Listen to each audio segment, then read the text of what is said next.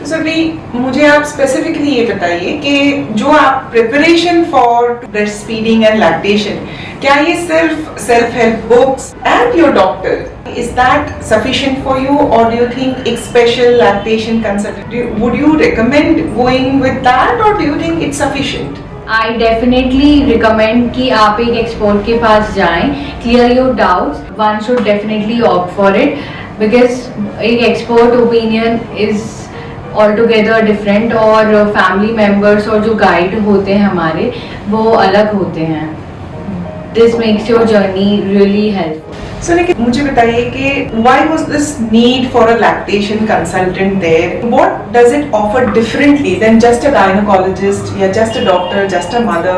जो हमारी generation 80s 90s के मदर्स, हम लोग मैक्सिमम न्यूक्लियर सेटअप्स में रहे हैं, तो we have not seen any other baby than our own babies. मतलब खुद के सिस्टर ब्रदर, या हम ज़्यादा बड़े फैमिलीज में नहीं रहे कि हम न्यूबॉर्न हैंडलिंग जानते हैं. हम लोग के जनरेशन जो मदर्स बने, वी हैव हार्डली सीन. मेरे खुद का बेबी, मेरा फर्स्ट बेबी था जो मैंने न्यूबॉर्न हैंडल किया था. So we don't know by experience of others. जो एक फैमिली का एक्सपीरियंस हमारे साथ एड ऑन होता है, अभी के मदर्स के पास वो नहीं है. सेकेंड, जो gynaecologist is not a lactation expert, और न ही उनके पास इतना टाइम है. मोस्ट हैंडलिंग आपकी हॉस्पिटल में नर्सिंग स्टाफ कर, पुराने नर्सेज हो, वो भी एक अच्छा लगता है कि दे नो बेटर, तो इजी बना देते चीजों का. ये तो कॉमन है, होता है. थर्ड, जो हमारे इसमें मेजर डिसीजन मेकिंग जब घर पे आते बोले जाती है आइदर मदर इन लॉज और our own mothers, and both these women had their babies may be 30 years back. तो उनकी जो उस टाइम नॉलेज थी वो भूल चुके होते हैं कि क्या नॉर्मल था. सबके आजकल एक एक बेबी होता है, एक एक ग्रैंड चाइल्ड होता है. No one wants to take risk. उसके around not easy access of formula milk, इन सब की वजह से ना ब्रेस्ट फीडिंग बहुत ज्यादा अफेक्टेड होती है. A lactation counsellor is just a friend who knows a little better. They not necessarily are medical experts, they are just counsellors. They know a little better from what you know. ये चीजें common है या ये problem आती है तो you need to take help. So majorly lactation counsellors help in prenatal time when they can guide you better what to expect. Biggest my breastfeeding issues comes because our expectations are not right. Mothers don't know कि उनका 24 घंटे काम है breast feed करना. मतलब breast feed करो, birth करो, P पूप clean, छोटा सा नैप, ब्रेस्ट फीड. मतलब दिन के 8 10 12 सेशंस इजी नहीं है. And we don't know. हमको लगता है कि एक बार फीड किया 2-3 घंटे तो बच्चा सोएगा, फिर फीड किया तो दिन के आर एक्सपेक्टेशन इज 4 और reality is 8 12 may be more. Lactation counsellor helps in 2-3 things. Majorly they can guide better and उनको स्लाइट एक्सपेक्टेशन सेट करना मदर्स का. Maximum issues is only myths and not knowing enough. Issues medical तो बहुत ही कम होते हैं इस field में जिसमें एक्चुअली मेडिकल हेल्प की जरूरत होती है. Finding a tribe of mothers is very important.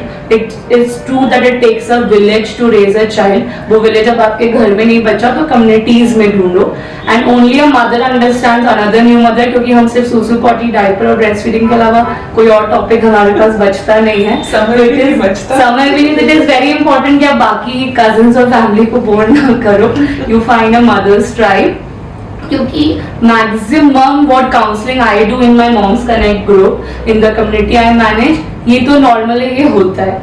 Just that push a mother needs कि ये हम सबके साथ हुआ है, this is common, it will pass on. This today is difficult but tomorrow will be easier.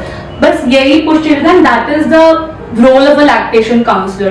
तो लाइक आई सेड, वो आपको नॉलेज प्रोवाइड करते हैं. After delivery there are 2-3 common issues like low milk supply, engorgement, mastitis, उसमें help करते हैं. Sometimes mothers are not able to directly feed the baby, तो pumping routine बनाना या एक्सप्रेस ब्रेस्ट मिल्क को कैसे फीड करना, ये 2-3 कॉमन points है जहाँ we intervene. And mostly it is about mother's choice. Even if I am a breastfeeding counselor, lactation counselor, always ask कि आपका wish क्या है. Do you want to even breastfeed your child for 6 months? Sometimes it is too difficult with my work and other things. We also counsel the benefits so that they know better. I just always say कि informed decisions are the best decision. अगर आपको नहीं भी करना है तो you should know. It should not be because you didn't get support. It should not be because कि आपको नहीं पता था, आपको लग रहा था कि सप्लाई मेरा कम है इसलिए मैं नहीं कर पाई. That is my whole objective. You just know your things. I think even I would want to share and agree with a lot of things that you said.